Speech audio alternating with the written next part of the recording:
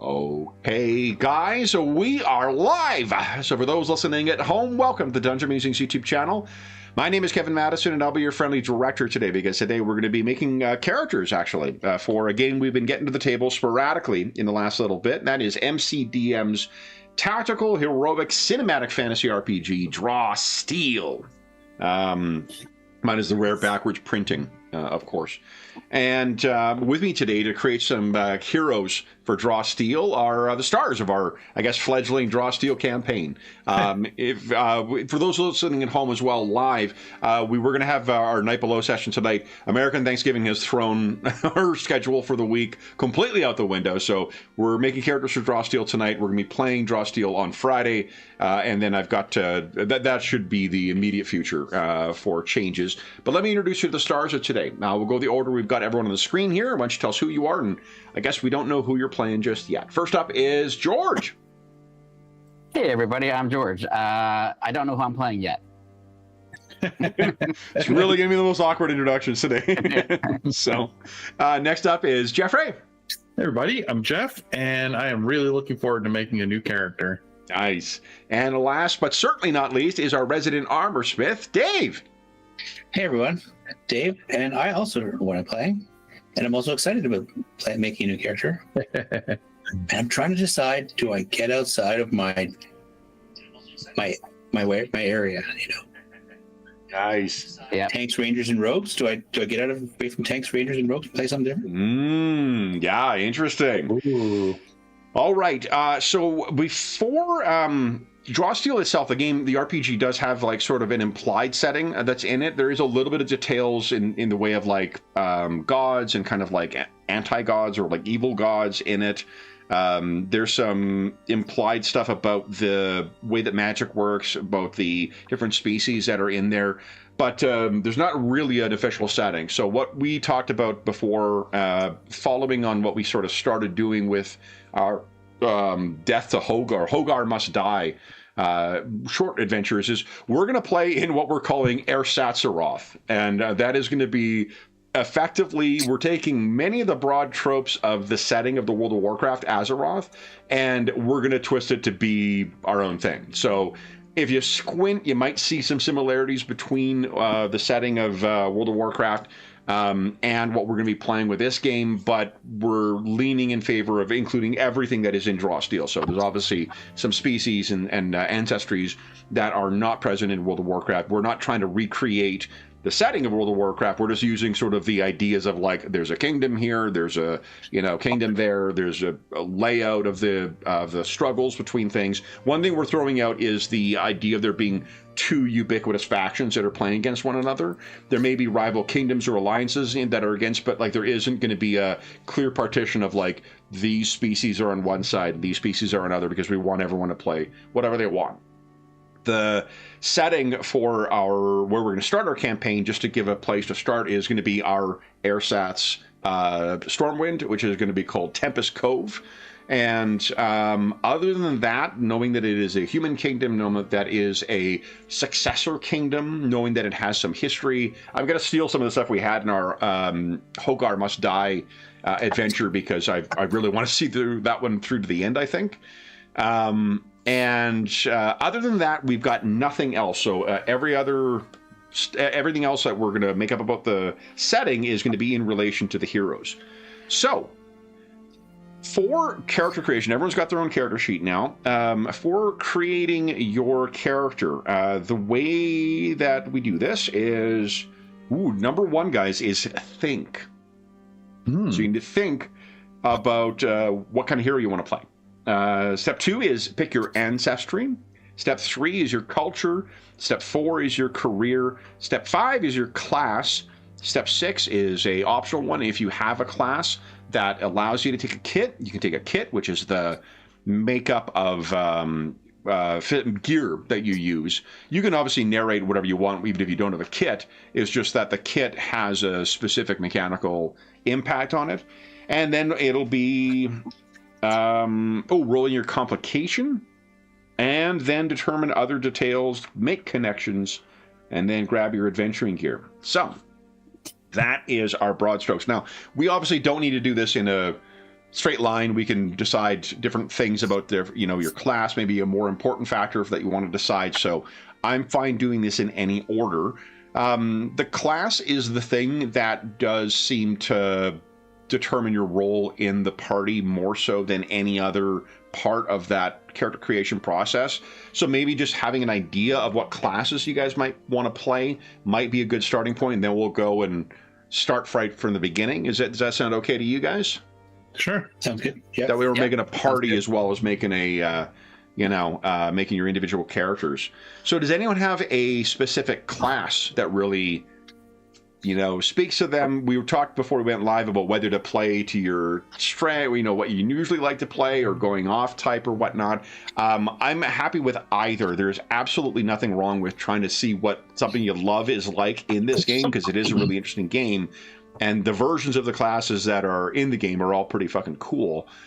That also means that something that you don't typically play may be a better or more interest to you than what that class might be in another class, another game, or another RPG. So,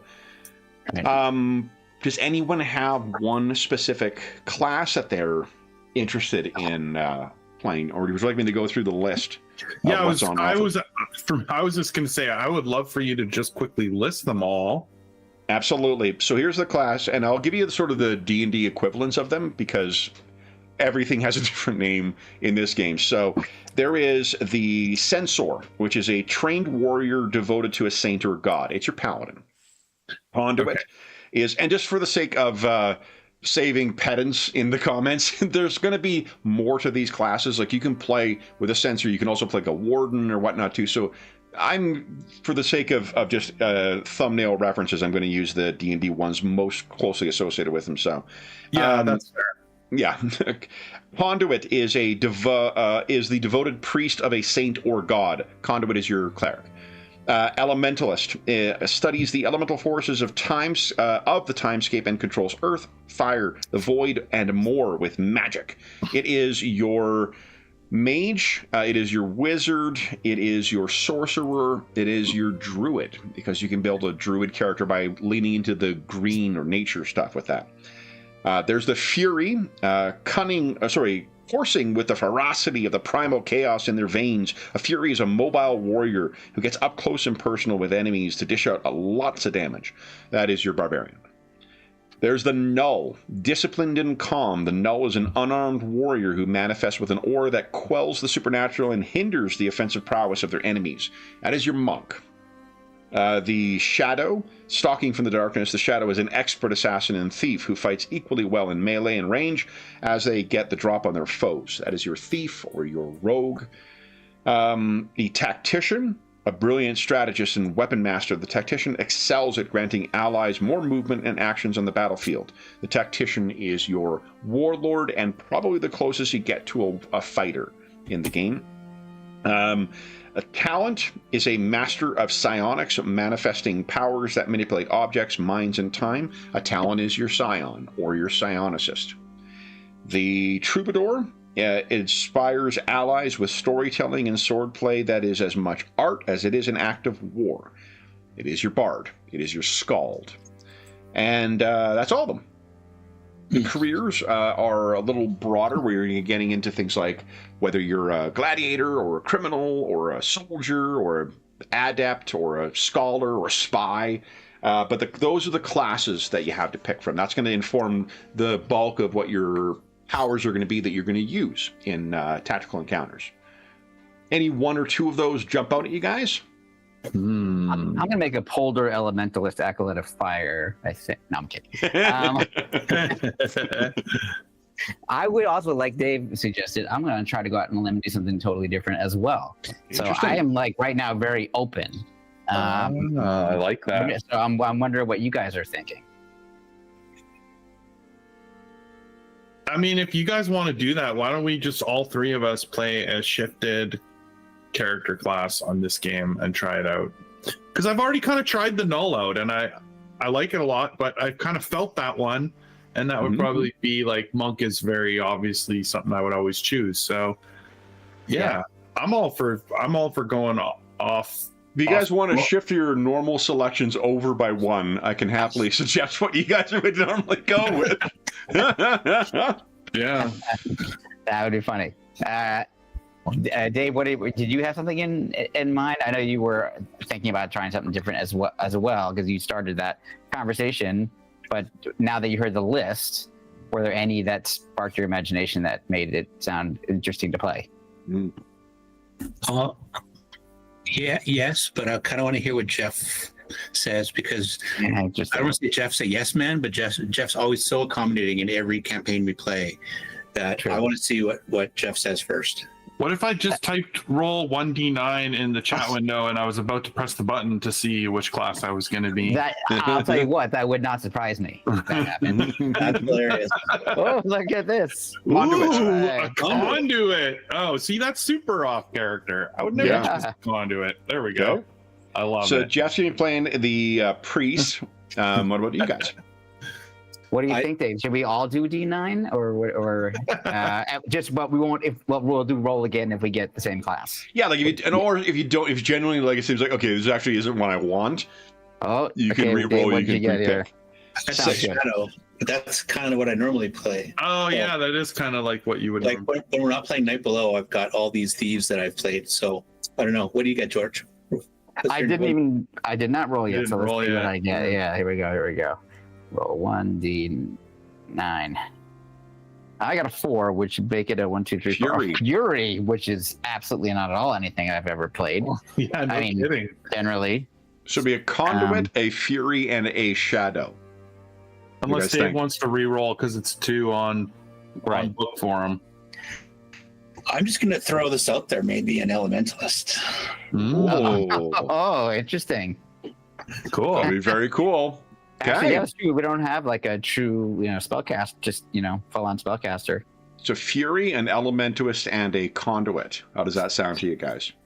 I absolutely love the artwork of the conduit on the splash page. Yeah, it's pretty awesome. Yeah, it is great. Yeah. Mm-hmm. For those listening at home, there we go. Yeah, for those who don't. Oh yes. Yeah. They did a great job with the book, I will say. Hey, so then let's start with the basics here then. So your ancestries. Yeah. The ancestries on offer are Devil, Dragon Knight, Dwarf, Woad Elf, High Elf, Hakan, which is like giants. It's a kind of like half giant or Goliath. Humans, Memonek, which are folk made of machine people. Orc, Polder, which is the off-brand halfling. Revenant, a dead and returned character, and then Time Raider, which is something unique to this, which is kind of like the Githyanki, honestly. Just they've got a different flavoring to them. No, interesting. Yeah, that's a good analogy. Yeah, this is the Time Raiders, which is honestly, like, that's for sure a recreation or a recreation of the cover from one of the Dark Sun products, because there's a Braum cover that is almost exactly that. There's no Minotaurs, I see. There are no Minotaurs, no. The Dragon Knight might be called to that, Jeff. I guess it's more like a dragonkin. That's fair. Yeah, that's closer. Yeah, the Dragon Knight is that. So I'm thinking to roll a D12 and see what happens. I love it. Just randomizing? Oh my gosh, this is crazy. Let's see. And obviously I'm not gonna play a Polder again. So I always play a human generally. In Draw Steel, I played a Polder mostly. Okay. So let's see what. Oh, except I threw a die instead of rolled it. Can't type. What is happening? Oh my god, I'm losing my mind. There's a dice roller on the side of the. This is true. That'll be the. Oh my god, I think there's something wrong with my roll 20 now. Let me use the dice roller. Here we go. 10. 10. So that would be think that's a boulder. Okay, go on. No, here we go. No, goddamn it. I can't play the same as what Dave. Woad elf. Woad elf. Okay. Yeah. Okay. But yeah, I mean, So I don't Woad generally elf play fury? any kind of elves. Yeah. Okay. Reminds me of, Jeff, like, you want to roll or you Darkstone. want to pick? I'm gonna roll. Okay. Actually, now that George is doing it, he's got me on this. I like you it. you started it. You started I know, but you kept it going. All right. Fair enough. I was gonna go with Dave's suggestion of Dragon Knight, but rolling is also fun. 6. Hakan.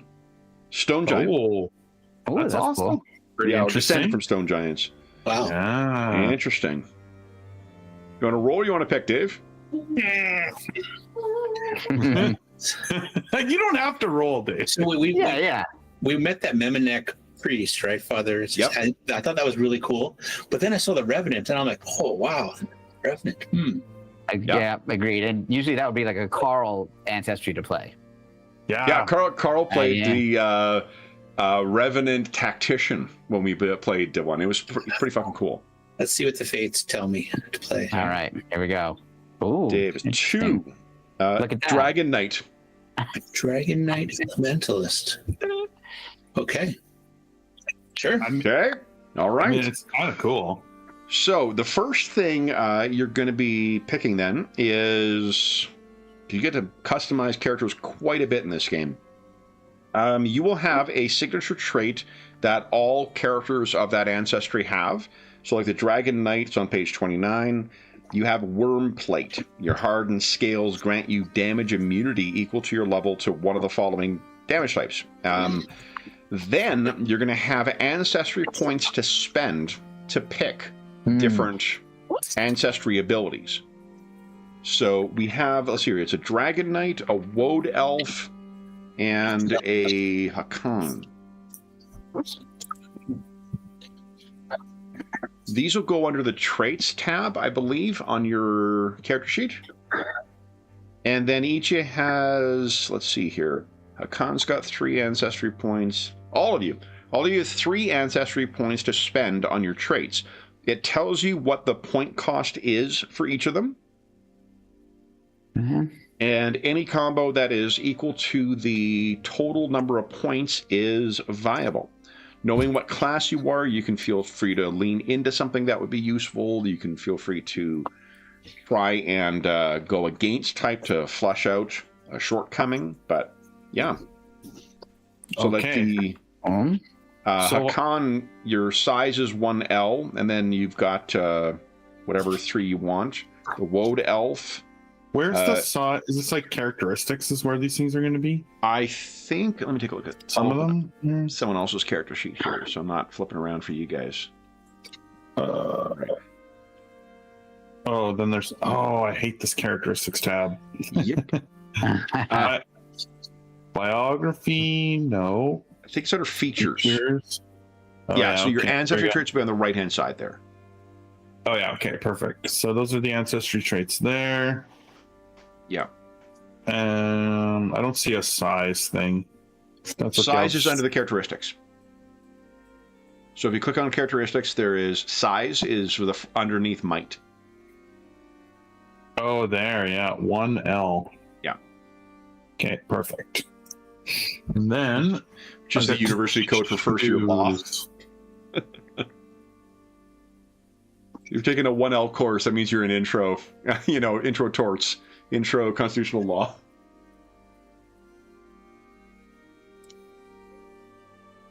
Okay. Oh my goodness, Doom Sight. Oh, Yeah, the ancestry abilities That are really sounds cool. neat. And you don't need to fill out the character sheet fully just now. You can feel free to just put in like the characteristics. Put in what you're selecting, and then we can flush the sheets out afterwards. Cool. Okay. Like if you do have access to the PDF, you can cut and paste directly in there. But if you Oh, that's a good idea. Yeah, that's what I do. I do that, and then I just reformat because the formatting's always a little wonky.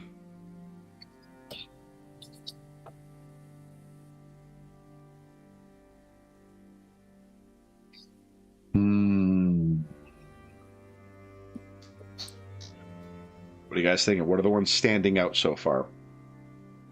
Prismatic scales. Very cool. Oh yeah, that doubles up on the resistances. Cool. So you get an extra resistance, yeah. Mm-hmm.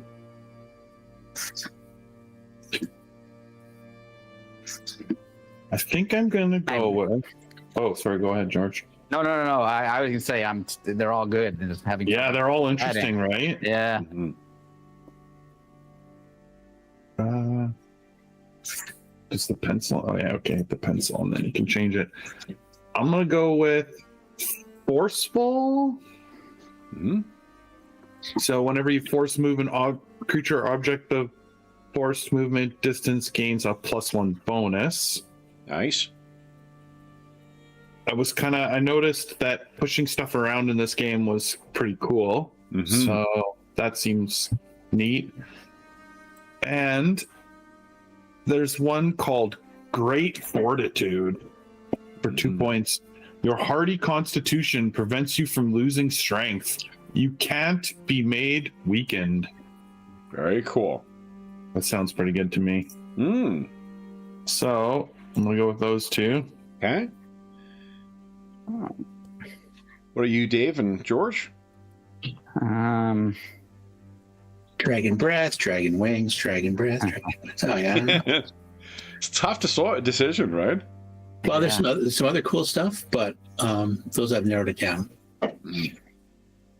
I think I'm gonna go with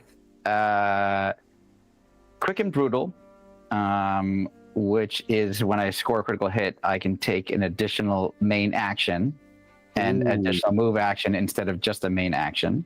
Very cool. Which is what costs 1 point, and the other one, which costs 2 points, is Otherworldly Grace, which is very cool. Your elf body and mind can't be contained for long. Whenever you make a saving throw, you succeed on a roll of 5 or higher. That's Nice. Big. Yeah. Yeah. Okay. Everything's so cool though, but I'm gonna go with those. I know it's hard to choose, right? Yeah. Yep. Dave, which one did you land on? Dragon breath, but it looks like I have to put it in as a roll. Yeah, you put it in as a main action. If you guys put down just what your selections are, I'm happy to fill out the character sheets on Friday. Cool. Yeah. I'm just. Yeah, it's very easy. Because I've done it a couple of times before, I can fill it out in the proper areas for you. Cool. Yeah. And then once you see where the shit goes, you guys can, as you level up, you can update them as you go. Okay. Oh, I love that. It gives you a main action you can do. Yeah. Oh, Dave, what type do you choose? Do you have to choose? Yeah. I took Dragon Breath, which is a 3 cube within 1. Yep. Choose your ability damage type from acid, cold, corruption, fire, lightning, or poison. Yeah. What kind of dragon are you? Or do you can choose every time you do it? He chooses every time he does it. Oh my goodness, that's amazing. I'm a chromatic dragon, literally. That is so cool. Yeah. He's Demi Tiamat. And then what is the 1 point ability you're taking? Is it Prismatic Scales? Yeah, I put that in on my biography page. Okay, awesome. No, sorry, features. Okay, so we have our ancestry selected. We have our abilities. Now let's talk about your background. So on page 53, this is where you're going to start getting some of your skills that'll make up your character. On page 53 is where they have the typical ancestry cultures for it. It's a combination of what languages you learn and then a skill you get from your environment, the organization of your culture, and your upbringing.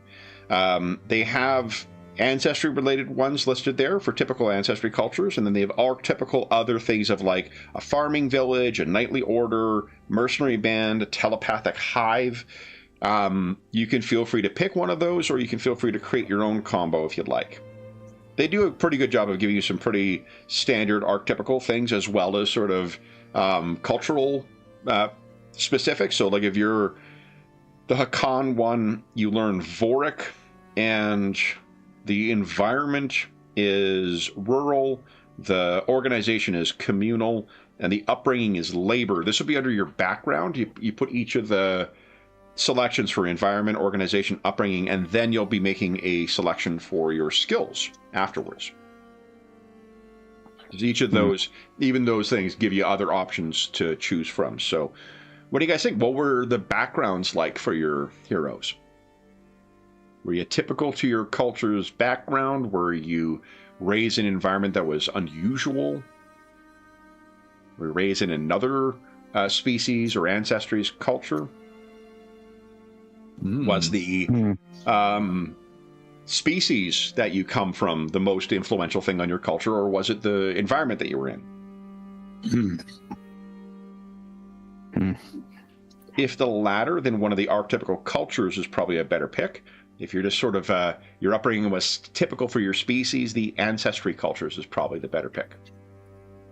I think because I'm a Woad Elf Fury, even though I love the idea of the archetypal cultures, that's a cool element of the game. I think I'm going to go with the ancestry culture, which would give me wilderness, bureaucratic, and martial, which makes sense, I think. So you get Heraldic as one of your languages, and I think that's under background maybe too, or under features? Yes, yes. And then you've got wilderness, bureaucratic, and martial as your three things. And if you turn to the next page, is where you see wilderness.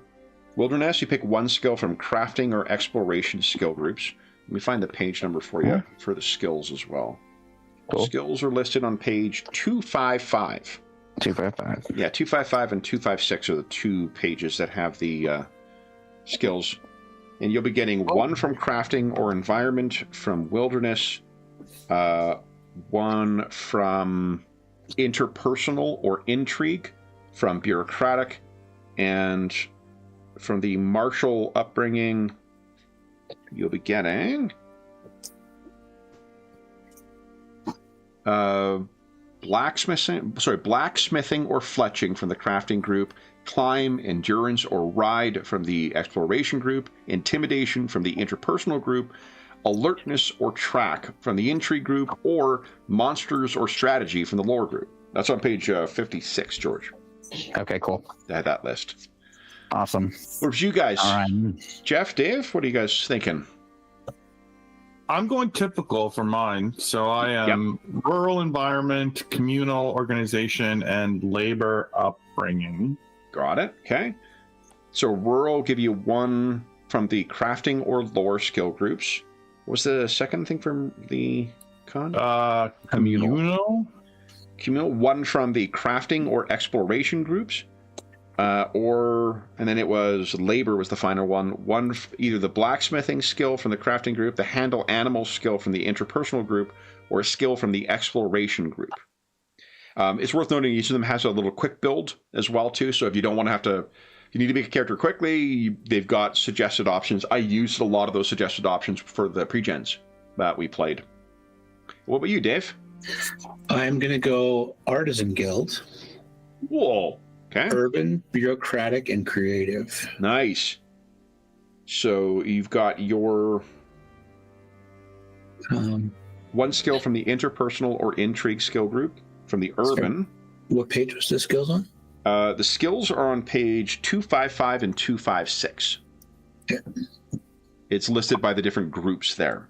Yeah. And then the skills are listed under, what is it here? No, not abilities. Skills. Skills and languages. They've cleverly hidden the skills under the tab called Skills and Languages. Cunning stratagem by them. Okay. And so what am I selecting from? One from crafting? No. So you were the Artisan Guild. So you're going to get one from the interpersonal or intrigue skill groups. You're getting one from the interpersonal or intrigue skill groups from your bureaucratic background. And from the upbringing of creative, the music or perform skill, or one skill from the crafting group. And that is from your creative upbringing. Okay. So 2 total from interpersonal or intrigue? Oh, there's I think, are they both the same for urban? Interpersonal and intrigue. Yeah, that's right. 2 from either interpersonal or intrigue, and you can split across the 2. And then 1 from either the crafting group or the music or the perform skill under the interpersonal skill group. Kev, just to be clear, because I haven't made a character in this before. Sure. Is there any reason, so I can choose from the lore skills, for example, and there's religion in there, and if I'm playing, if I already know that I want to be a conduit, is there any reason to like play to that and take religion, or is like religion going to be something I'm going to obviously get as a conduit? And so you're going to be able to pick 2 more skills as a conduit, and one of the quick builds is religion. So if you take that, it just means that when you get to your class and you get more skills, you're going to pick different things. Right. Okay, I see. That's what I just wanted to check, like if it was worth playing into the feature, I can't remember if any of their abilities specifically make use of the religion skill, but it's not uncommon that they like the skill checks are separate from the attack stuff generally, but I don't remember if the skill comes in for any of their powers. I'm gonna go with blacksmithing. Cool. That can be my rural thing, and then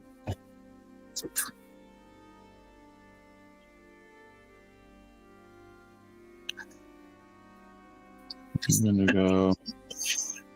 So Ulion, we've already got a name for.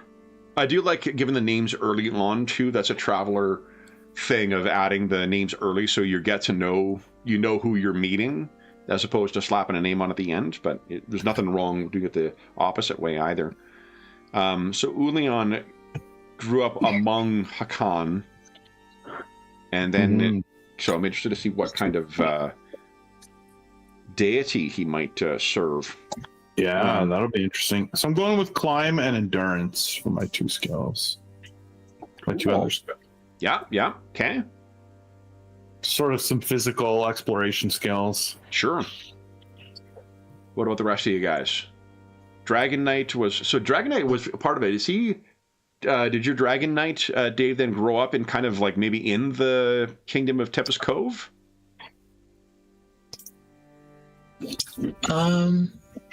Yeah, I think it was sent away because of having magical ability and went to various places to try and get some help. We talked about the Sorcerer's Guild being a part of the setting anyway. Could very well be that just you maybe, rather than carrying on with your artistic training that your family all does, that you were like, well, my gifts lay elsewhere. And how you felt about that, whether you resented having to go to do something different, or whether you were happy to do that, or whether you were happy to still carry on some artistry in addition to your magic. Yeah, that sounds. I like it. And George, what about yours? You're from. Well, 2 things. One is that I should mention that I don't have as much familiarity with World of Warcraft as the 3 of you. The three of you guys. We're playing in Air Satzaroth, so that's true. That's true. But just so if I stray away from what we should be doing, please let me know, because I'm happy to No, we don't need to get World of Warcraft right. We take what we need from that just to have some structure to our thing. We're not trying to recreate the World of Warcraft. That's a good, if you don't have any other reference to go to, we can think of like, all right, there's 2 kind of elves, and in World of Warcraft, they're actually like on different continents. They've separated themselves. And there's a 3rd type that has also been, there's a lot of type, because of the expansions, there's a lot of different kinds of elves in that setting. But broadly speaking, There's the night elves, there's the high elves, and then there's also the Naga that used to be elves, but they were corrupted by magic and transformed and shit like that. There's other kinds of elves as well, but that's a broadly speaking thing. We can use that, for instance, to separate between the high elves, the woad elves, and the what do you call it? They call them the night elves in this. There's a ersatz drow in this as well. Shadow elves, maybe.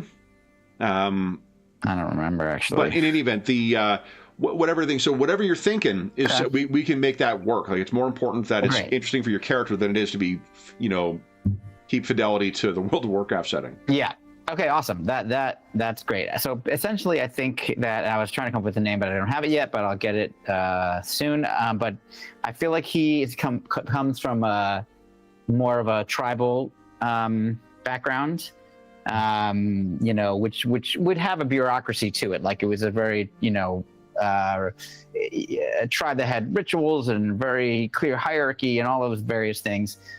So what I picked for his skills was for exploration, which came from his wilderness background. I picked endurance, which actually happened to be the quick build, and then from bureaucratic, I took read person, and from martial, because I think that he's very good, or I won't say very good, but he tries to assess the emotional dynamic of what's going on before acting, because he knows when he gets furious, might be a problem for people. And then lastly, for martial, I took, which gives you a bunch of different options of what groups you could pull from. I actually took intimidate, which I already was going to take, but it also happens to be the quick build for it. So nice. So which kind of, I feel like that does make sense with Fury. Do you think that the Fury is a typical type of career that is among your people, or do you think you're an outlier? Because when you think of woad elves, sometimes my mind goes to like hunters and trappers, stuff like that. A Fury's not that. Yeah, totally. I think he's an outlier. I think he just was born like big. He was just always the biggest kid, in class. And they're like, you know what you would be good at? Okay. Might I make a suggestion then? Yes, please. There's many different sources that your rage and whatnot can come from. Perhaps your tribe was one that was affected by the war. Right? Like one of the neat things with World of Warcraft is that it does feel like a setting that is in motion. Shit's happening and you're dealing with the consequences of what's happened, and then new shit's coming up. That would be, maybe your tribe was someone that was affected by that in a, maybe you lost your land when the borders were drawn after the conflict, or maybe it was razed to the ground and you were forced to live in new environments, or whatever the hell you want. I like that. I like the idea that they lost their home, I hate to say homeland, because they're tribal, and I kind of feel like they're somewhat nomadic, maybe, but their region of where they normally would move around, in various ways was rendered unusable by them, either taken over or destroyed in some ways. So the tribe isn't non-existent. He's not the lone survivor, but he is filled with, I think he already had it in him, but he wants, I don't know if he wants revenge exactly, but he wouldn't mind taking some revenge if it came up. Yeah. And if you want to explain your outcast too, there's a time for fighting and there's a time for rebuilding, and you really aren't set for the rebuilding part of that task. So maybe that's why you've, gone elsewhere. Yeah, literally the last thing that happened was I handed my hammer to somebody else and I just walked off. So Vase and Athrax, is that your character's name, Dave? Or just Vass. Vass, okay. So for Vass, what is the artisan guild that he grew up in? What was the type of craftsman? Strangely enough, coming from not a poor family, it was kind of middle class, if there was such a thing. He got into tailoring and really good with repairing and embroidery and just creating beautiful works on cloth. Yeah. So if I might make a suggestion, what if one of the customers of your parents is the one who happened to, obviously mages need fucking robes, right? Like you got to look the part as well. Yeah. Perhaps an elementalist for the Sorcerer's Guild noticed and was like, do you know how gifted your son is? Pretty much. And they're like, yeah, he's amazing, but he works here. He's like our breadwinner. Yeah. See all these beautiful robes with the fire embroidered on the sleeves? He made that from scratch. Love it. Okay. So languages. You get your language that it was listed from that. You guys also will get a language called Caelian. Caelian. I'll put it in chat instead of just yapping it at you. Caelian. There we go. Okay. I also seem to have a knack for spelling things out just too fast for people to actually write down. Yep. What's interesting is as a default, they list it under languages in your languages box. But as soon as you type it, overwrites it. Yeah. Oh, exactly. Nice. Yeah, exactly. So I was like, I'll just type what it says. I was like, I typed the C and I forget the rest already. Yeah, I do it 100%. Love it. Okay. All right. Also, all characters can read, write, and understand it, in addition to speaking, if you've got it listed. So that is pretty cool. Okay, then careers. Yes. The career section. There's a big, well, not an inexhaustible list. So here's the careers, guys: agent, aristocrat, artisan, beggar, criminal, disciple, explorer, I don't know why I said it that way, farmer, gladiator, laborer, mage's apprentice, performer, politician, sage, sailor, soldier, warden, and watch officer. A warden is a rural guardian of a specific area. Is that enough? So was that slow enough to give you guys a couple ones to think of, or do you want me to go through that again? I'm good. I'm going to be an artisan. You mean artisan? Nice. I think it makes total sense for me to be a warden. Yeah, love it. And Ulion? I'm thinking just laborer or farmer, but I think laborer. I like laborer. Okay. A simple life. Was leading the simple life. Love it. Right. Okay, so then let's start. I'll go alphabetical order here. So it's artisan, then laborer, then warden. So artisan. You made and sold useful wares. In defining your career, think about the following questions. What did you create? Who taught you your craft? Was there any particular creation you were known for? Did you have a shop, or did you travel to sell your wares? And then you gain the following career benefits. You get 2 skills from the crafting skill group. You get 1 additional language, and the skills were on 255. The languages are on page 56 and 57. You have 240 project points. Now, that is something that's used during downtime. You could spend those to start a project or make substantial headway on a project before. That's all in the downtime section. And then you have 1 crafting perk. The perks are listed on, here we go, page 227. And they are organized into crafting, exploration, interpersonal, intrigue, lore, and supernatural perks. And So Dave, while you're thinking about that stuff, would you like to roll your inciting incident? It's a Sure. D6 roll, please. 3. Robbery. A criminal gang stole your goods and harmed a number of people who worked for you. You became a hero to prevent such indignities from being visited upon others, to seek revenge for the assault, or to find the thieves and get your stuff back. Are you okay with that? Yep. Love it. Ben, I'll let you make your selections. Next up is laborer. So this will be for Ulian. You worked as a farmer, builder, clothes washer, forester, miner, or some other profession engaged in hard manual labor. In defining your career, think about the following questions. What type of manual labor did you do? What important friendship did you make on the job? Where did you go with your coworkers to blow off steam when the job was done?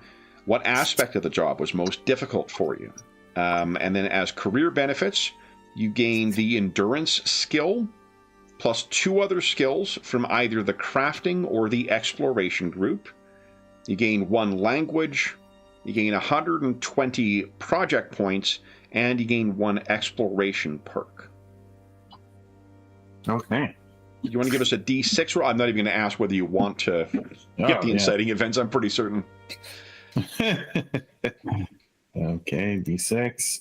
A 2. Disaster. Ooh. A disaster, such as a cave-in, wildfire, or tidal wave, hit the work crew you were in charge of. You saved as many as you could, but the ones you couldn't save weigh heavily on your mind. You took up the life of a hero to save as many people as possible, vowing that what happened to you then won't happen again. Does that work for you? Yeah, I like it. Yeah. Okay. So then, one thing I'll point out too is we mentioned that there was something called the Beggars Guild. That's sort of our AirSats version of the Defias Brotherhood, in that where when Tempest Cove was rebuilt, Ulian, there was this like stonemasons guild that was fucked over by the nobles. Then it said like we're just not going to pay you, and they got the moniker the Beggars Guild. They then became criminals. And one of the biggest criminal organizations in the region around Tempest Cove. So whether that's in relation to the kind of work you did, or whether you had any friends who may have been in there, that would be a way to have some connections to one of the factions that would be definitely different from what your... Well, we don't know who your god is actually right now, so... Right, I haven't picked that yet. Yeah, so that's, you do not need to pick that up. We can also create something that's completely around your character too, but that is something that... is likely is going to be part of the story of the Hogar Must Die arc. Mm-hmm. We'll leave you to consider those questions. And then for George, a warden. Yeah. You're protected. So you protected a wild region from those who sought to harm it, such as poachers and cultists bent on destruction of the natural world. Knowing your land well, you could also serve as a guide or the leader of a rescue party for those who wandering the wilds. In defining your career, think about the following questions. What environment did you protect? Were you part of a former group of wardens, or did you take the job upon yourself? Which animal became your constant companion while you worked in the wilds? What mysterious creature or wanderer did you meet in the forest, and what prophecy did they share with you? That was pretty fucking pointed. Yeah. Wait, Yeah. what? Yeah. What piece of ornamentation that fits on your finger was handed to you, and what does it... Exactly. Which Ring of Barrier did you get when you were... I can't remember. We rolled the background for... Was it last week we rolled Jean Valjean as one of the Yeah. criminal backgrounds? That's right. Okay, so skills. You get nature from the lore skill group, plus 1 skill from the exploration group and 1 from the intrigue group, so 2 additional skills. You get 1 additional language, 120 project points, and 1 exploration perk. Would you like to roll for your inciting event? I would. Inciting incident is what it's called. Right. Here we go. You know what? I'm not going to type it in. I am going to go to the die roller. Here we go to D6. 1. Betrayed. Oh. When outsiders arrived in your lands with the intent to exploit the wilds for their resources, you spoke out against them. However, several other wardens spoke in favor of these outsiders and allowed them in to despoil nature. Refusing to watch your homeland destroyed, you left. Now, you help others avoid such a fate. That work for you? That is perfect. Yes. So one thing that I'll mention this about whether we want to use this or not. Broadly speaking, the story of the World of Warcraft is that it's a clash between 2 groups of peoples. one who occupied the world beforehand, and others who came from a dying world. Their world was killed by the use of nefarious magics, which then they used to force these people onto another planet to invade this other one. So there was a literal other dimension they came from, not realizing that they were also pawns of the very thing that killed their planet. That's where the orcs come from. The orcs are the way they are in World of Warcraft because they're a product of the corruption of their world and the abuse of their leaders. That could have been a factor in our setting as well. And honestly, it's not unique to that. The whole conflict with the monsters in the setting of The Witcher is because of the conjunction of the spheres, where they just dumped a bunch of monsters onto this world, disrupting what was otherwise a normal thing. When there was peace found in the World of Warcraft setting, that's where they have these still like lingering. Some of the factions that are some of the most interesting like enemy factions are ones who didn't lay down the arms. They want to keep fucking fighting. Mm-hmm. They want to still serve their demons, or they want to still exterminate orcs or whatever. Maybe you're part of one of those borderlands, that was settled, and then you found some of your allies were now allying themselves with the very people who just threw them out. The fun thing with one of the things that I think is compelling about the setup in the World of Warcraft setting is that there are obvious sources of evil, like the demons and whatever else too, but like there's also selfish and evil bastards and people who can't set aside prejudices and people who are the product of trauma that they carry over. There's a great bit where one of the folks who lost his son to the orcs cannot set aside the war, but in order to try and find peace, his daughter has to betray him to put that down. Mm-hmm. And that's held against her for years and years and years after in the setting. I'm talking about these in very vague generalities because the particulars of it doesn't fucking matter for the purpose of our game. It's just whatever stuff that's from that you want to draw that might make it better, we can make that part of our setting. All of that sounds great. That sounds very cool. And if it's with how I'm seeing this character as he's kind of forming as we're making him. Okay. So let's go back. Yeah, exactly. The fell. Let's go back to you then, Dave. So do you have answers for us to what did you create? Who taught you your craft? Was there a particular creation you were known for? Did you have a shop or did you travel to sell your wares? So it's interesting because I chose the tailor earlier, and I thought, well, what would go with that? It's like, maybe some jewelry. So some jewelry crafting. Yeah. And I also took alchemy because I got 2 skills from crafting. Cool. So you created both, you were a jeweler and you were a tailor. Yeah, and I'm trying to find a way to, work the alchemical into the metals, but I haven't quite figured that out yet. Yeah, and it could very well be like that's part of the reason why the wizards would love the products of if you're incorporating magical jewels and stuff into the fabric and then also having an alchemical quality to it. That's very cool. Who taught you the craft? Well, the tailoring was taught by my family, but I think we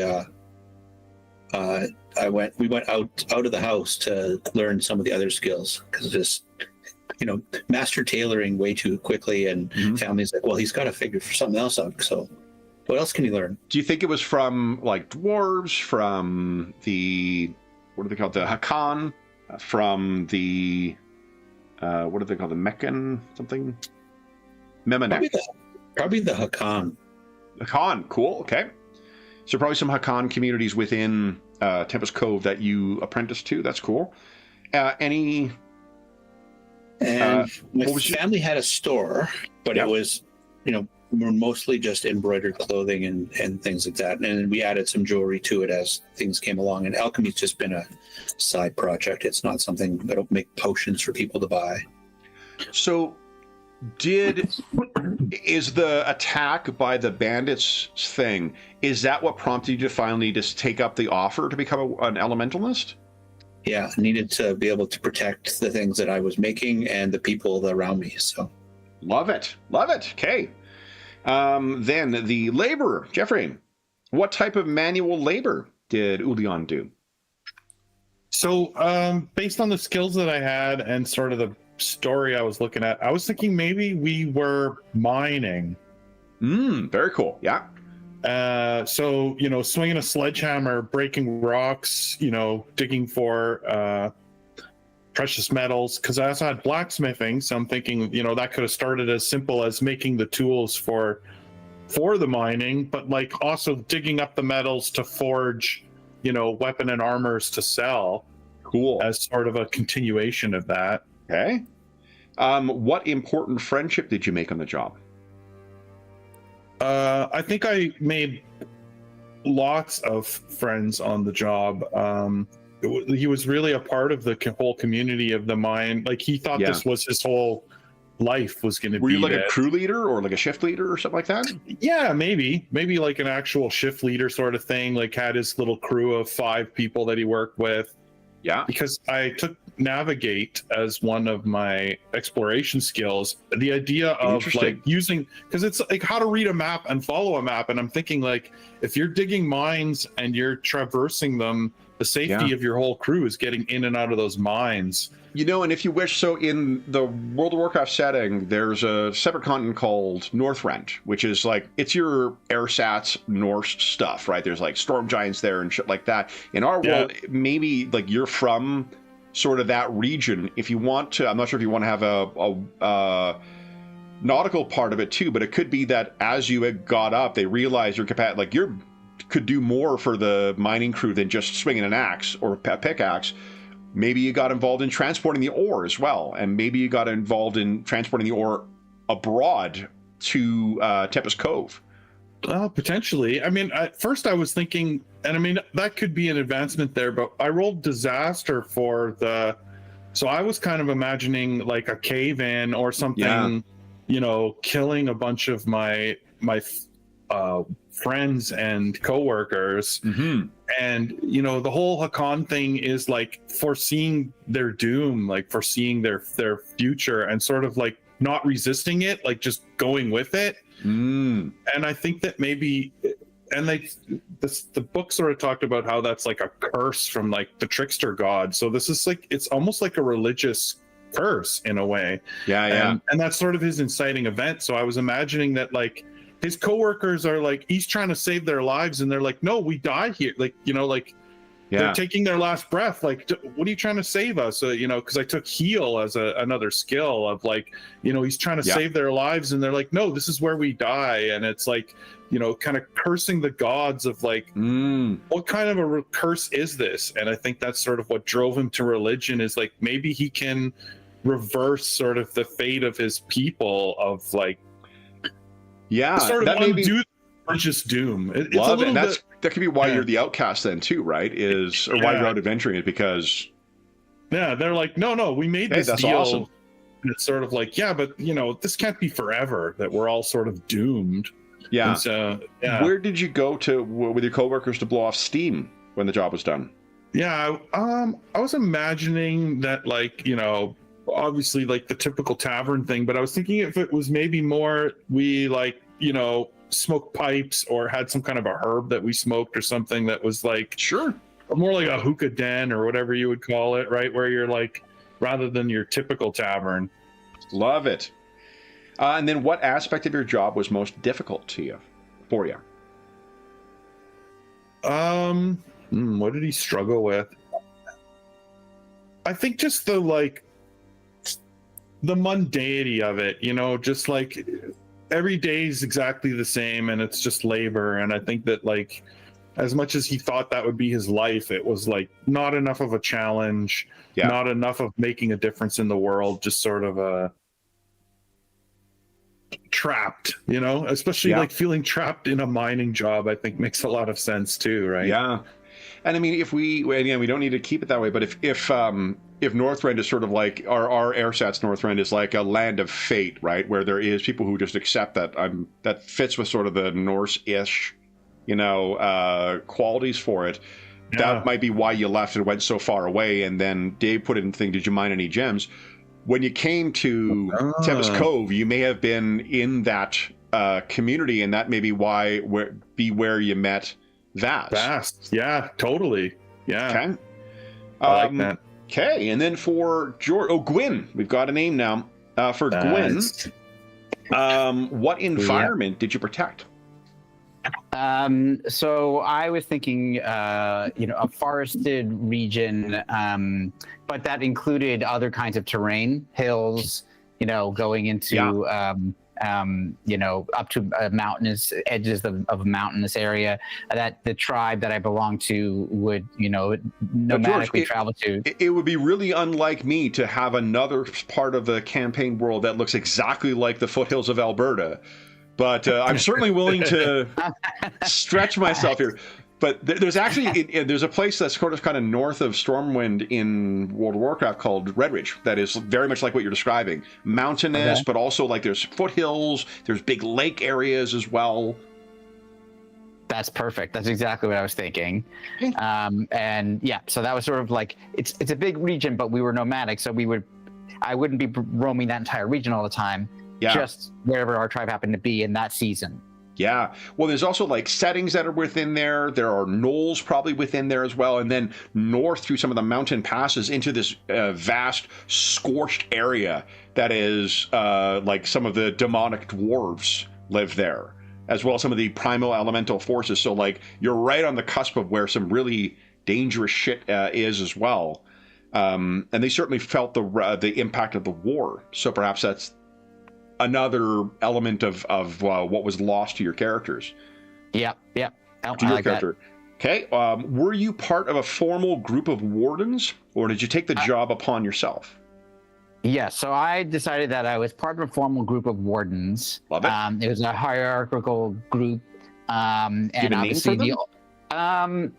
No, that's a good question.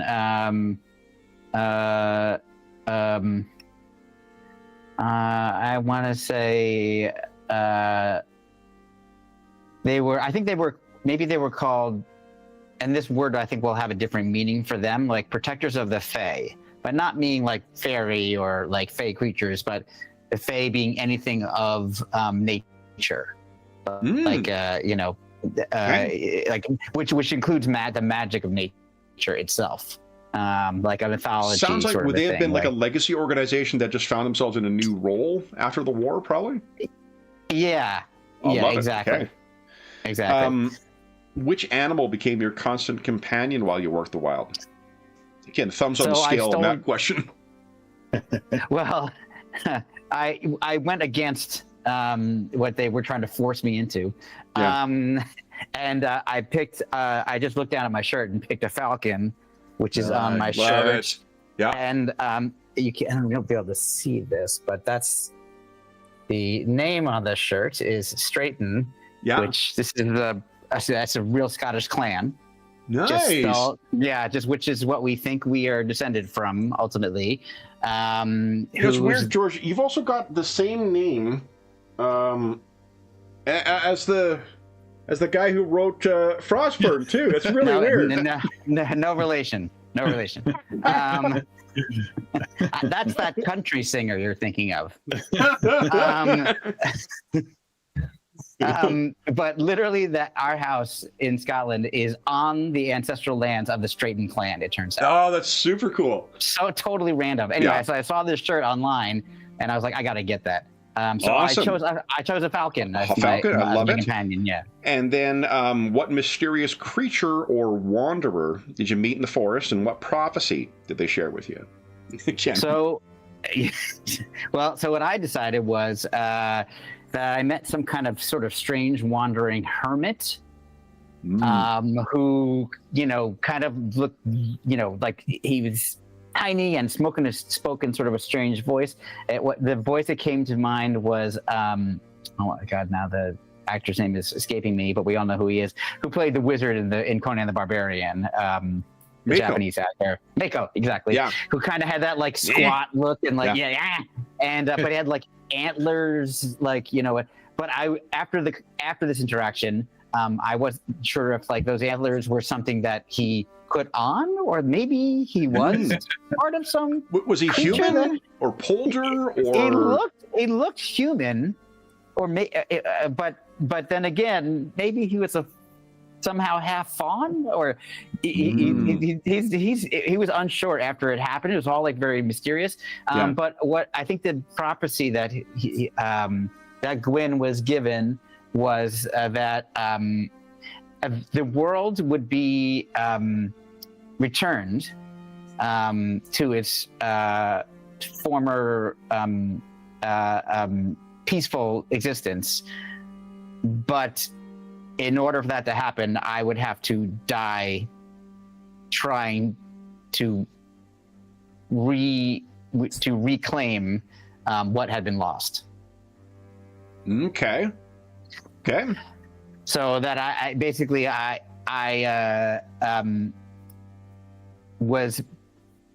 pursuing a path that I set out on myself, but just like sort of like I can do this, and then for the first time I was like, wait a second, and maybe this is also incredibly difficult and dangerous. Okay. May I make a suggestion? Just so it's not quite please. so much on the burden of your characters. What if it was restricted to your people? Okay. Yeah. What if the prophecy was that the because that's what seems to be what you're from the backstory you described so far. That's what you described. What if it's a matter of like resetting them because they've been off kilter? It also might have, depending on when that happened, that might have put into context the betrayal by the other protectors of the Fae, or you recovering from it after the fact. Like whether you encountered this fella when you were despondent and you've been betrayed by your fellows, and then that gave you hope, or it was something that was said before, you're like, we've got this, man. Like, we're the protectors of the Fae. And then you get betrayed by them and then realize, like, there's only one way we can fix this. I mean, if I might steal a page from your planning book, the, what is it? The refusal of the... refusal of the call? Yeah. Yeah. That's awesome. I think that's perfect. I actually like that because he didn't listen the first time. And then part of what he said was that what this strange hermit told me came to pass. And now I'm like, oh man, now I need to go off and make the second part of the prophecy come true. Okay. To restore my tribal lands, maybe is the way I'll think of it. Love it. Okay, so we've got our careers, we've got our inciting events, and we've got our questions answered. Did everyone pick all their things that they needed, their perk and their skills and such? Yep. Excellent. Let's turn to our classes now. So the conduit, Jeff, page 94, if you're not there. The only thing I wasn't sure on, Kev, was the languages. Oh, languages are on page, they're actually back a couple of pages. It was under the background thing. The list of languages is on page 56. Yeah, I was just going to ask, like, can you pick any of them? Yeah, any of them. And if you want, like, the one of, because you worked with the Hakan, if you want to have a shared language with Jeff's character, the Hakan language is Voric. VHORIC. Okay. But yeah, otherwise you're free to pick whichever ones you like. Right, conduits on page 94. The Fury is page 130, and the Elementalist is right before that, I believe. Page 112.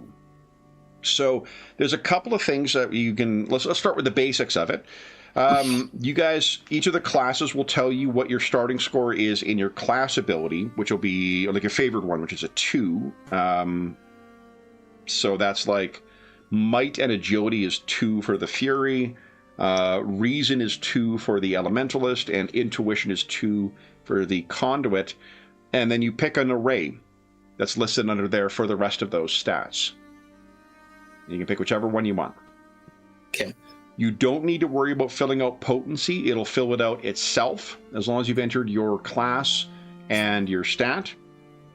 It'll fill that out properly for you. You do need to add in what your stamina is and your recoveries, and then you'll need to pick skills. Those are just the basics. Mm-hmm. So stamina, recoveries. Yeah, so like for stamina, you fill in, and you put the like current and max. The recoveries is in there, and then there's there's like current and max. It'll be whatever is listed for your class, And then you're also going to put a third of your total stamina. That is what the amount is for your recovery. You put that between the two things listed for recovery. So if you open up the characteristics, it says recoveries, then stamina, then max. Yeah. So just fill those in. You can put in what your heroic resource is, the name for it, which is ferocity for furies,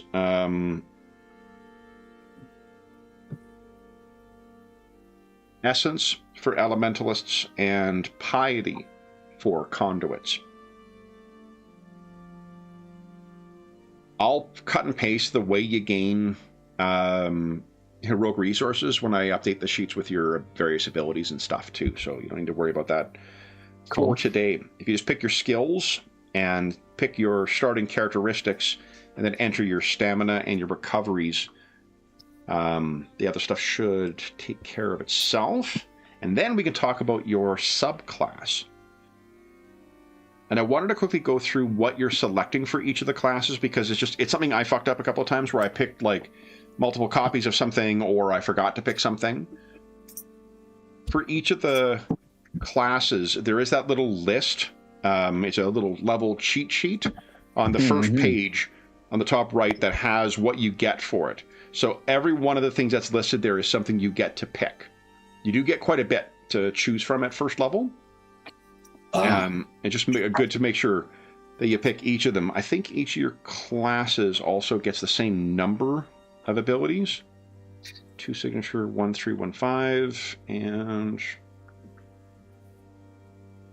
near you. I think that's right. I'd get a signature at 1, 3, 1, 5. Yeah, so the conduit gets 2 signature, 1, 3, 1, 5. The elementalist gets 2 signature, 1, 3, 1, 5. The fury gets 1 signature, 1, 3, 1, 5. But that's because you get to pick a kit as well. Oh, right. Yep. Okay, cool. Yeah, and the kit will give you 1. Neither the elementalist nor the conduit gets to pick a kit. 2 signature. So, okay. For instance, like Dave, what you're going to pick, once you've got your basics entered, you are going to pick one of the elemental specializations, which will give you a special ability. Do I put that in the subclass? Subclass will be, whichever, whether you are an earth, air, fire, water, rot, void, or green. Oh, actually, sorry. It's earth, fire, green, or mystery are the ones that they have in this book. I'm assuming in the source book we're going to get those others. The Acolyte of the Green is closer to a druid. Right. The Fury also has not an odd, but an interesting build where it's basically a shapeshifter. So like a feral druid in World of Warcraft, where rather than a weapon kit, that is the Storm White aspect for the Fury. You take on the form of an animal or an animal hybrid. Yeah, it's pretty cool. That is cool. Kev, do you just want to play a werewolf and everything? Pretty much.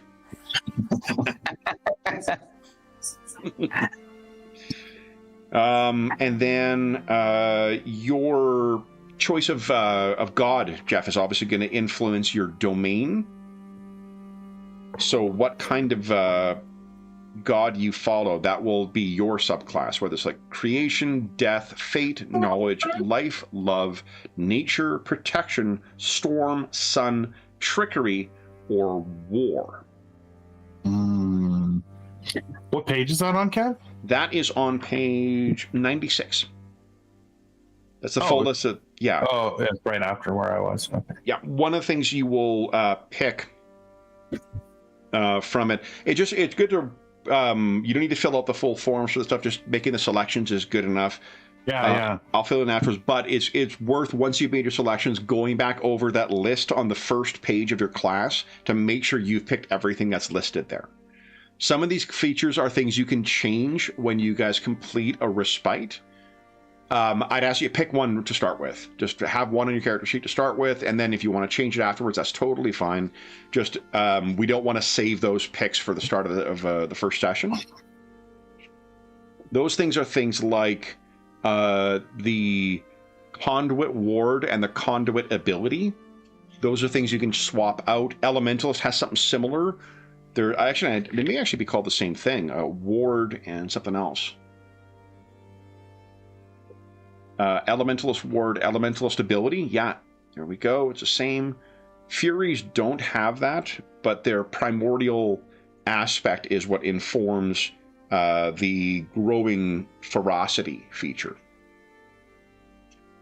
So that's a lot of information, but as you go through it, just as long as you're making a selection for each of the categories that you've got in there, you're going to be doing the right, the right thing. With yours, where do we put this?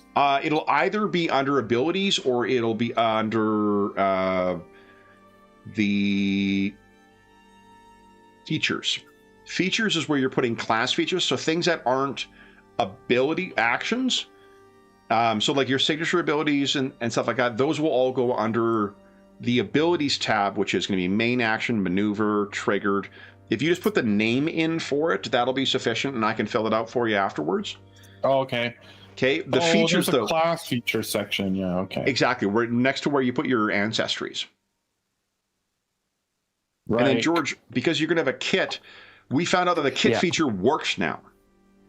So if you put in things like whatever kit you pick, if you fill in the speed, disengage, stamina, stability, the melee, extra melee damage, extra range damage, stuff like that, range distance and melee distance, it'll all carry over to the actual abilities as they populate. It's super fucking cool. Oh, that's awesome. Okay, great. Mm-hmm. And by the way, I'm taking the Fate domain based on sort of everything we've talked about previously, trying to change fate. Yeah, that's cool. So the way that the piety and prayer thing works is like the domain gives you a domain feature, which is on page 97, or starts on 97. But then also the way that the conduit works with its heroic resource is you gain piety based on your domain. And then when you choose to pray and your prayer result triggers, when you roll a 3, it's dictated by your domain as well. So it's like a bunch of different little unique ways that twists the core class. Yeah, it's cool. I like it. And you got Oracular Vision as your class ability. You get Healing Grace automatically. You get Ray of Wrath automatically. Then you choose your triggered action, whether it's Word of Guidance or Word of Judgment. You're going to choose your prayer. You're going to choose your Conduit Ward. And then you're going to pick your 2 signature abilities, 1 heroic ability 3 and 1 heroic ability 5. I think there's only one 5 choice at level 1 for me, so it's pretty. Yeah, you only get 1 5. Everyone gets only 1 5, 1 3. The only difference is that the Conduit and the Elementalist get 2 signature abilities. The Fury only picks 1 from that list, and the reason is because their kit will give them another signature ability. Okay. And the difference between the signature abilities and the heroic abilities is obviously heroic abilities draw on your heroic resources. That's what you need to spend the points for in order to activate them or augment them. So you just want us to write them down, Kev? Yeah, just write them down. Write down what your picks are for your various things, and I'll fill in the particulars of it afterwards. And then I will be interested in hearing what choices you've made. So like for yours, Dave, you're going to pick which of the kinds of acolytes you are. You're going to Void Mage. Void, very cool. Your immersion in the mystery of void magic to expand the reach of your magic better than other mages. The distance of all of your abilities have the magic, ranged, and void keywords increased by 2 squares. Very cool. You get the Hurl element ability. You get the practical magic ability, but you are going to have to pick. Oh, and then as a void specialist, you get a beyonding of vision ability. Shared void sense. For each victory you have, you can target 1 creature. Each one gains the benefit of your beyonding of vision feature until the end of the next turn. but doesn't gain the use of the shared void sense ability. So my 5 essence will be no more than a breeze. Nice. So the material substance of a creature shreds away at my command. Which is this one you're picking? My level 5 essence will be no more than a breeze. Not level 5, your 5 essence. Yeah, my 5 essence. No more than breeze. Love it. Yep. And then You're also going to pick, Dave, an enchantment of battle and an elementalist ward from page 116. 6. My 3 essence will be behold the mystery. Awesome. Okay. So you can add if you just add a main action feature or main action and then just put the names in, I'll fill everything else in for you. Okay, so just put the names on. Yeah, and just like there's a drop down menu that allows you to pick it as a heroic action. Honestly, if you have the name down, I'll figure it out. Okay. Because I know what class you all are. But the thing you will need to pick and put under your class abilities, under the features tab, will be your enchantment of battle and your elementalist ward. Does those require a selection as well? And then also, obviously, your 2 signature abilities. And George. Yep. Which primordial aspect are you thinking of? I picked the Reaver. Awesome. Okay. Yeah, that sounds interesting to me. So you'll get the aspect, the growing ferocity. That one's really cool for moving shit around. Yeah. Yeah. That was very cool. Okay, so then your aspect triggered action will be selected by that. Yep. So you then get to pick 1 signature ability from the Fury abilities, 1 3 ferocity ability, and 1 5 ferocity ability, and you get to pick a kit. Yes. What Those kit? I haven't. I didn't get that far. Okay. So for those listening at home who may not be familiar, again, I mentioned this earlier, but what the kits are is just, it is the kind of gear you use. Are you a sword and board fighter? Are you a spear fighter? Are you an archer? Are you a, cloak and dagger fighter? Each of those kits gives you certain abilities, modifies certain aspects of your stats, and gives you a new signature ability to use as well. Yeah, I'm pulling up the kits right now. Pages 219 to 224. Yeah, there's a lot.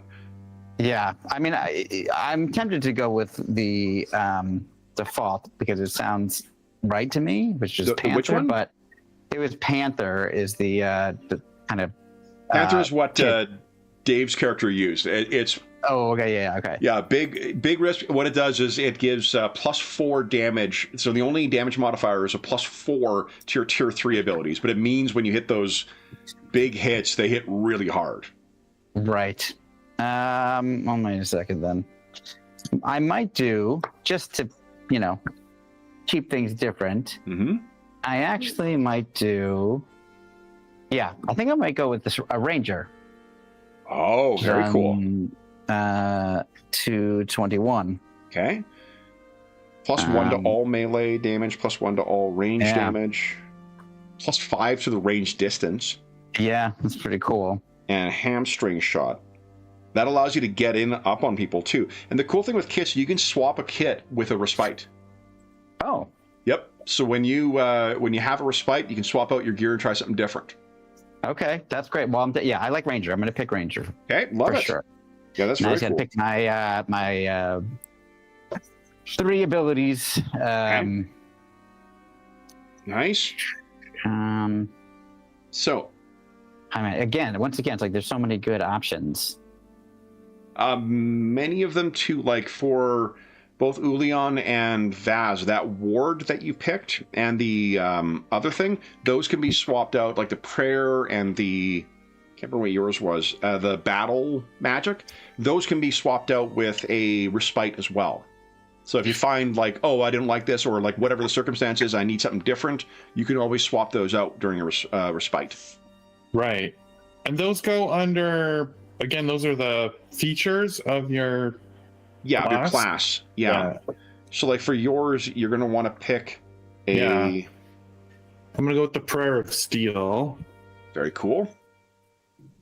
Yeah, it's a big chunk of stamina. Yeah, and it makes, again, I think it makes you more stability. So I'm harder to push around. Yep, absolutely. Yeah, I kind of making them as like a big tough thing to push around, right? Love it. And then what control the battlefield? What conduit war did you pick? I didn't read those yet. Okay. But the other choice that I made so far was something. Oh yeah, I chose the Word of Guidance as my triggered action. Oh, very cool. Yeah, it was Word of Guidance or Word of Judgment were my two options. Oh yeah, that's cool. So I can give people an edge, or I can spend a piety and give them double edge. Yeah.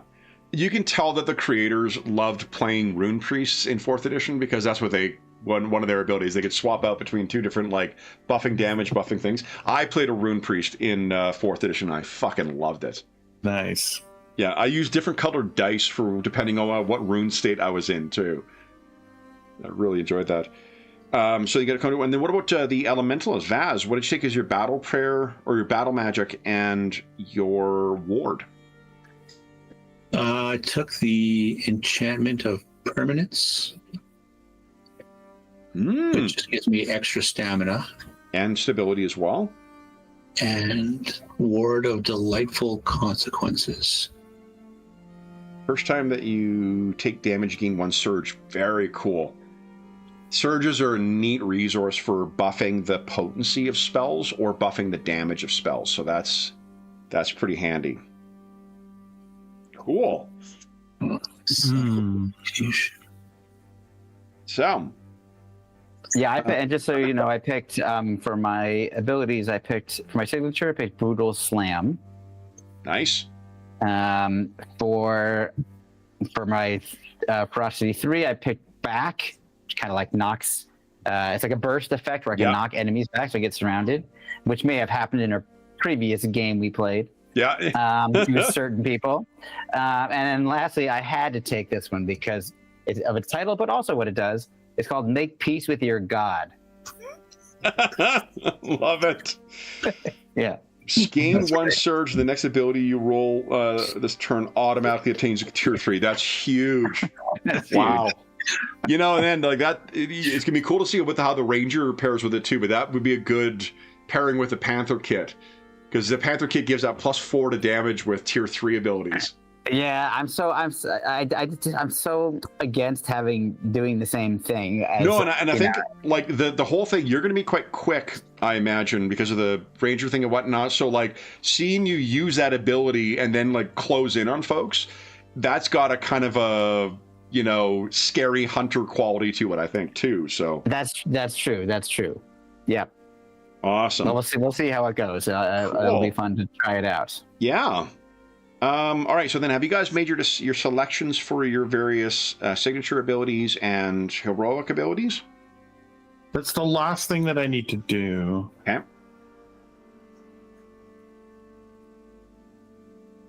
So we've already got names for our characters. Everyone has a speed of 5 and a stability of 0, unless it's modified by your ancestry or any of the things you've modified. If your kit modifies anything, you can just put it in the kit, and then it'll when we tick it to being active, it'll include there. Is there an option for adding new kits? I wonder. There's not. So you can only have 1 kit in there. Still pretty good. That I love that. Actually, it's better than what it was when we played before, where it didn't add. Kev, what is vertical pull? Vertical pull, I believe, is up. Oh. Let me take a look. Okay, cool. Yeah, I was thinking for my signatures, I'll just take the 2 battlefield moving ones. Yeah, up or down. When any form of forced movement is noted as vertical, The creature performing the force movement can move the target up or down. Okay, that's cool. So it's not just. But you see, there's a vertical. If they're flying, I could pull them down to the ground, or if they're on the ground, I can fling them up into the air. It depends if it says pull or push or slide. Slide is any direction. Pull is towards you. Push is away from you. Oh, okay. So these are pull. So I can pull things down. Yeah. You can pull a scorpion. Yeah. Okay. Okay, so that's called Holy Lash. And then the other one is called Staggering Curse, and that's a slide 3. Nice. So that's any direction. So it's any direction. Okay, so those are under maneuvers or main action. Depending if it's a maneuver or a main action, it'll say. Or if it's a triggered action, or if it's a free triggered action, or it's a free maneuver. Oh yeah, these are main actions. Yeah. Nice. Oh. Okay. Then. So it's funny because I'm trying deliberately to not take the fire ones. Look so cool. I'm trying not to take the earth and fire. I'm like, we've had lots of fire mages. We've had an earth elf mage. We gotta stay away from that stuff. So I've literally gone with all void spells except for the one that you get that you can. Very cool. Cast elemental, hurl element at everybody. Well, you're also an illusion shatterer, right? That's what the other thing that you're shared when you share the ability with everybody, you're able to see through illusions. Yeah, and there's a lot of like teleporty movement, which I know was kind of fun in the game to move people around, move enemies around. And some of my spells do like damage and other things. Okay. Like the Ray of Agonizing Self-Reflection. Nice. Oh. Okay. Oh, what'd you find there, Jeff? Is that a good O or a bad O? Yeah, my 3 piety ability is called Judgment's Hammer, which makes so much sense for his like mining hammer history. Yeah. And it calls down, your divine fury is a hammer that crashes down on the unrighteous, and the effect is some holy damage, plus it either makes them weak and prone or average and prone. I don't know what that means. And then so that's the potency. Oh, the potency. And then the last one is they're prone and they can't stand until they make a save. Yeah. So if it says like average, strong, or weak, it's referring to your potency. That's the stat that's listed in the drop down underneath your thing. It's effectively what the game uses for saves. So if it probably says like M weak or M strong, it's referring to if the target's might is equal to or less than your whatever level you achieved. Oh, so it says A, so that's their agility? It's their agility, exactly. Okay. So the agility, and then this is where you can use surges. Surges can increase. So let's say you get a tier 2 result, which is average. You could spend a surge to bump the potency of that up to hit strong. So that would be agility of 2 or less as opposed to 1 or less. Right. Yeah. Cool. Yeah. So last thing is, guys, we've got 8 minutes left. Why doesn't everyone give us a percentile roll to find your complications? Okay, Vaz. A 7. Betrothed. And Gwyn. Psychic Eruption. So let's start, and then Jeffrey, 30. Fiery Ideal. So in order then, betrothed. Your parents made a deal, and as part of that deal, you're supposed to marry somebody or something you didn't choose. But no one's going to tell you what to do. They'll all be sorry to find that you run away to become a mighty adventurer. The benefit is you escaped with a dowry present, a first echelon trinket of your choice. So a treasure. The drawback, all those who learn of your running out on your commitment think less of you and spread nasty rumors about you. Your renown can't ever be more than your level -1. Does that fit with your character as you've envisioned him? If not, it's fine. We got 100 options here. Yeah, it doesn't really fit with the whole going off to the sorcerers thing. No. So give us a reroll, Dave. 42. Host body. That I'm going to tell you right now, it's not going to be fitting with what you've described. Yeah, it's okay. 79. Shared spirit. Let's see what this says first before we reject this one. Then, a supernatural spirit occupies your body, with each of you controlling your body by turns.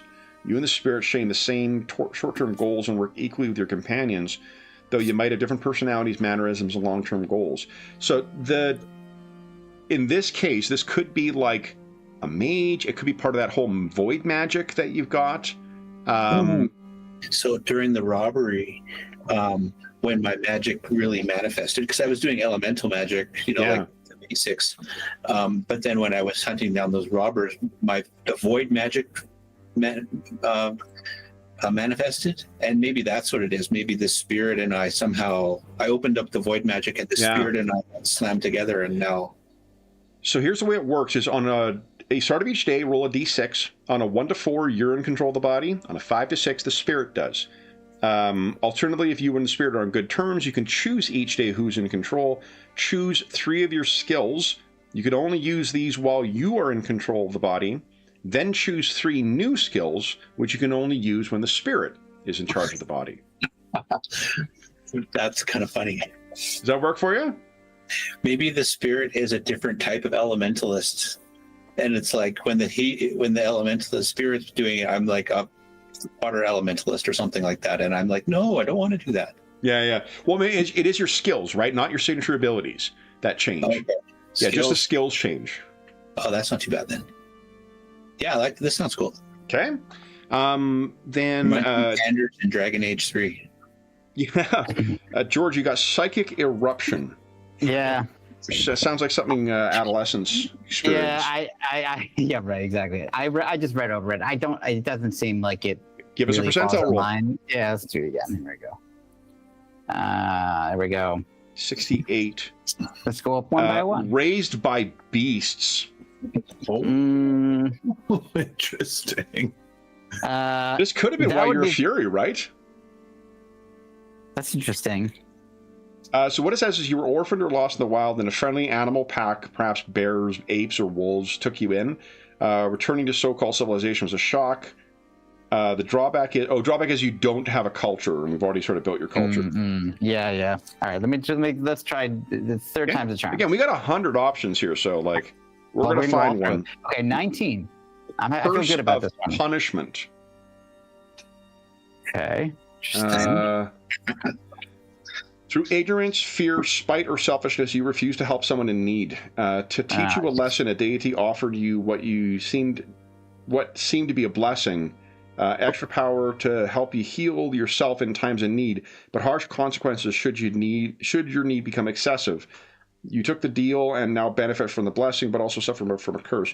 So, we don't need to have any of that stuff. If what it is in fitting with the your whole.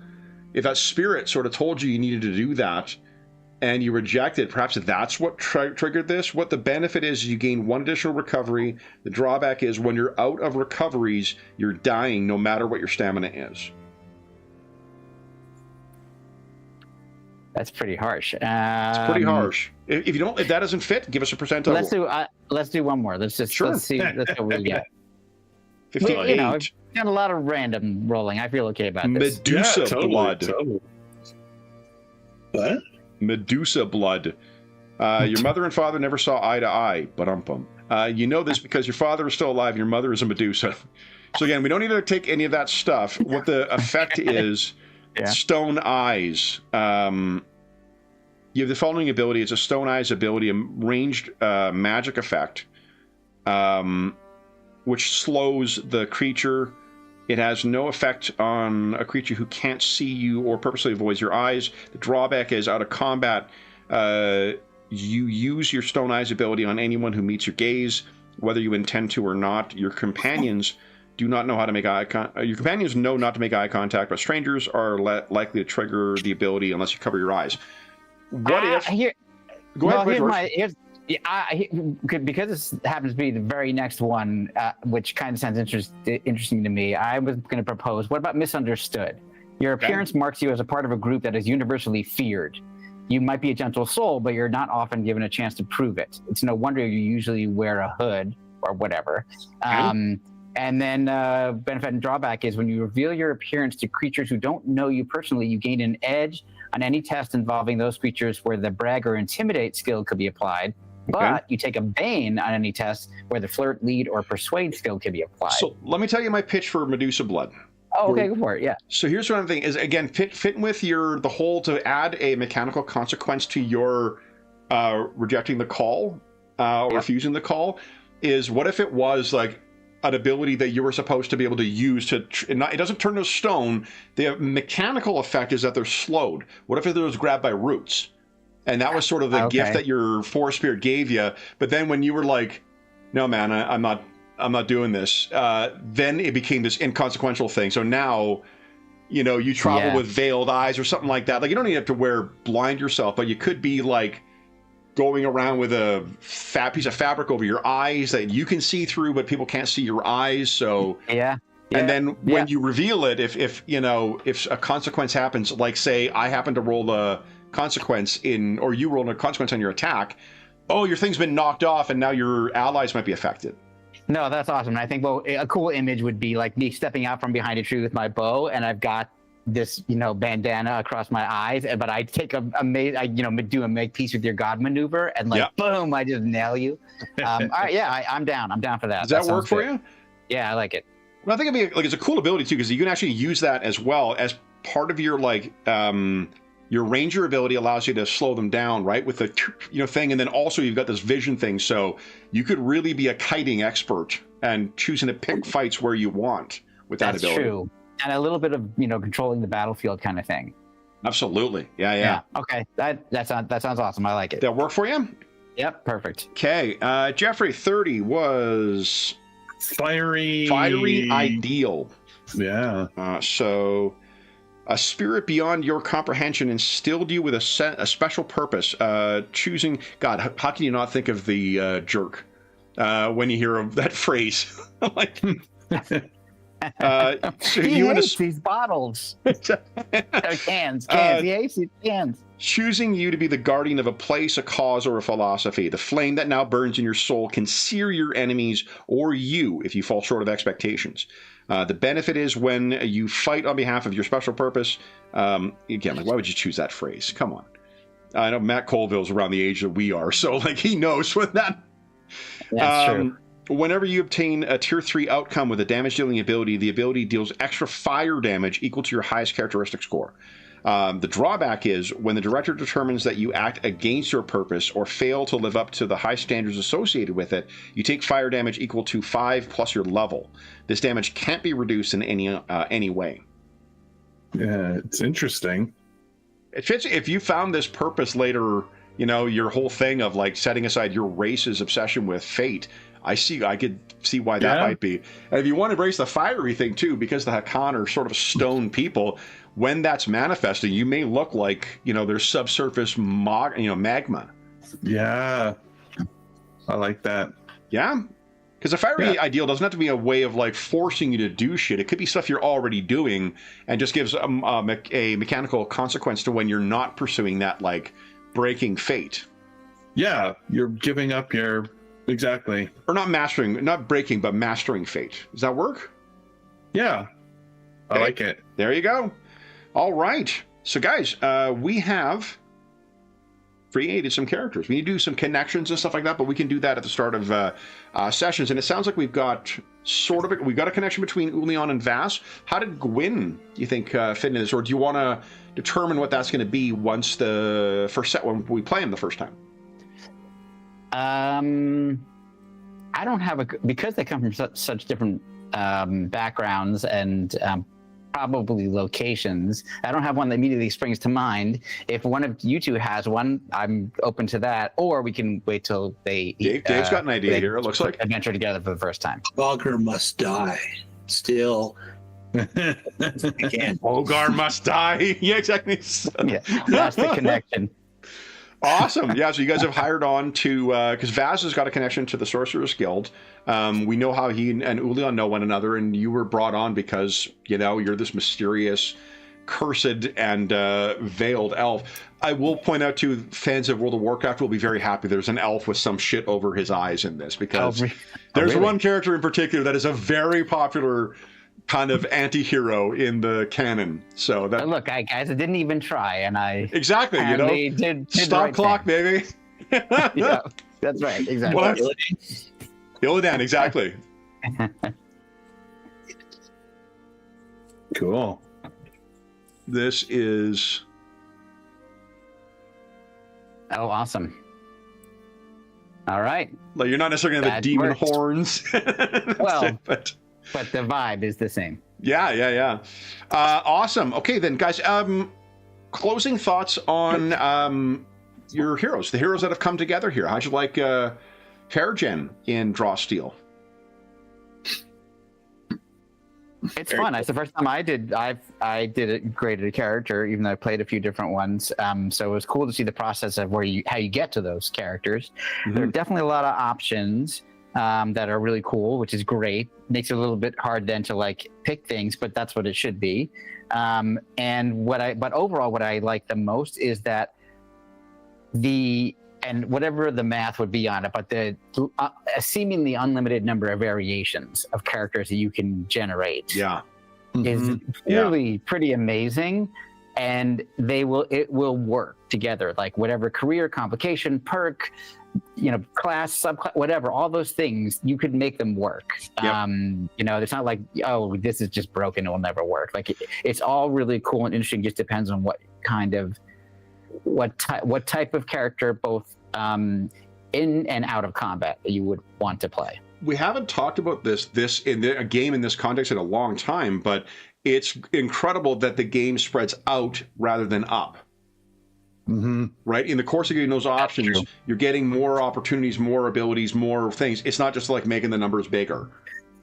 Mm-hmm. That is a very good point. I feel like the numbers actually are relatively low, and mostly what you're dealing with are that roll of tier 1, tier 2, tier 3. Everything is pretty, you're not like, this is plus 30 to my attack roll, that kind of now stuff. I got to remember my synergy bonuses and then my that's right. Yeah. Exactly. Jeff, Dave, what do you guys think? Really looking forward to taking this character out and trying it out, seeing how it plays. Yeah. Dave? I did not. Well, first of all, I didn't know we were doing this until I checked at 7:00, and I was like, "Hey, I'm gonna be late, but we're playing Draw Steel. Okay, sure." And so I didn't have a character concept, and I had no idea what I was doing, and it was a very cool process. And I'm kind of excited to play Vass and introduce him to the other two characters. Very cool. Awesome. So I suspect this is not going to be the last time we make characters with Draw Steel, because there's a number of other players who have said they were excited to participate in that. So we're probably going to have more character generation sessions, but we will be taking these characters out for a spin on Friday. So with that, guys, any closing thoughts on this, or you want to wrap up for the evening? If I do another one, I'm doing a Revenant Rot Mage. I love it. Awesome. All right, then, for those listening at home, thank you so much for joining us for this character creation session of Draw Steel. It was awesome seeing the characters come together, by the way, guys. I did not foresee any of what has come out in the course of this creation, so that's really cool. As is always the case, if those listening at home, you have any comments, questions, or concerns regarding the session, the game, or the fledgling campaign we're playing, please don't hesitate to leave a comment in the comment section down below, and I'll endeavor to reply in a timely fashion. There's also a link down below to the Dungeon Musings Discord server, where we have channels dedicated to this, though we don't have for this game or this campaign, but for most of the games and campaigns we run on the channel, as well as things like assorted games, virtual tabletop chat, find a group, GM discussion. There's a helpful, knowledgeable, and friendly community over there. You're more than welcome to join us. There's also a link down below to our friends at Noble Knight Games. Noble Knight Games is the preeminent unionized retailer of hard-to-find and out-of-print RPGs in North America. Not only do they have an incredible selection of new role-playing games, board games, and card games, they have an unmatched selection of hard-to-find and out-of-print RPGs. Dave, you looking for an option to point to there? Like Deathwatch, if you were looking to get a copy of Deathwatch or some of the source books for that, if they do not have something in stock, you can put it on a want list, and they'll send you an email when it comes in. And if you make a purchase through their website for $10 or more, be sure to enter the code MUSER10. It's listed in the description down below. That'll save you 10% on any purchase of $10 or more. That discount code's good till the end of 2025. If you're listening to this after that time, come back to one of our more recent videos. We'll have our current discount code listed there. The last thing I will say is a huge thank you to our stalwart character creators here. So, George, Jeffrey, and Dave, thank you so much for playing tonight, guys. Interesting characters. I cannot wait to try and kill them. It's going to be incredible. So, for those listening at home, we'll be back in our Ersatzeroth setting on Friday. But until then, we hope that we gave you a few hours to turn your mind off the troubles of our world and think about the troubles that these newly forged heroes are soon going to overtake as they are trying to take on the fight against the mighty Knoll King, Ogre. And until we see you again, stay safe, stay healthy, and happy gaming. See ya.